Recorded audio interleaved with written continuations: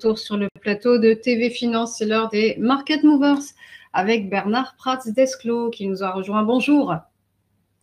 Bonjour. Vous êtes fondateur d'eWinvest et auteur de stratégie de marché. Bernard, on va commencer par évoquer Coinbase, la plateforme qui a vu chuter le prix de ses actions suite au lancement des ETF Bitcoin aux États-Unis. Un plongeon de 6,7% a tempéré néanmoins avec les fortes hausses de 2023 pour la plateforme de crypto-monnaie.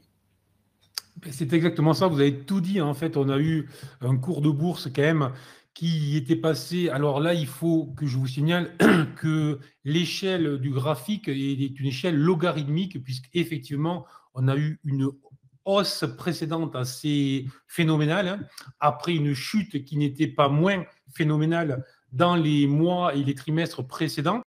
Mais là, effectivement, il y avait toute une euphorie autour de cette ETF Bitcoin. Et depuis quand même maintenant plusieurs jours, la quasi-certitude que la SEC autoriserait cet ETF était désormais dans les books de à peu près tous les traders.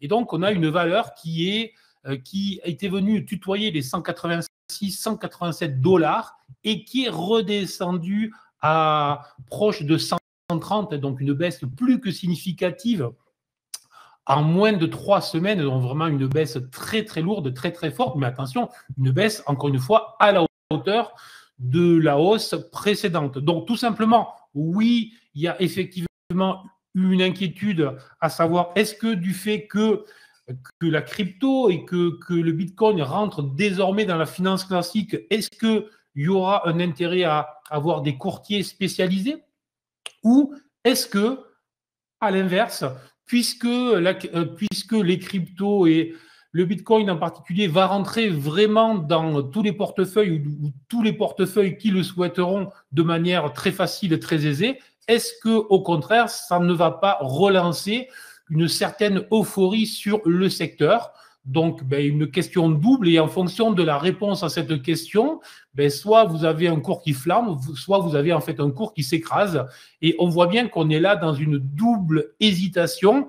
En attendant, maintenant, après avoir posé les questions, on va revenir aux questions graphiques et aux réponses graphiques. Tout simplement, 130 est un premier niveau support, donc surveillez effectivement si des acheteurs ne se présentent pas sur ce niveau-là. Et dans tous les cas, il faudra que les acheteurs se présentent dans une zone comprise entre 115 et 120 dollars, vraiment une zone support très importante. Tant que ça tient les 115 dollars, la baisse est spectaculaire, brutale, violente, mais n'est pas inquiétante au regard de la hausse précédente.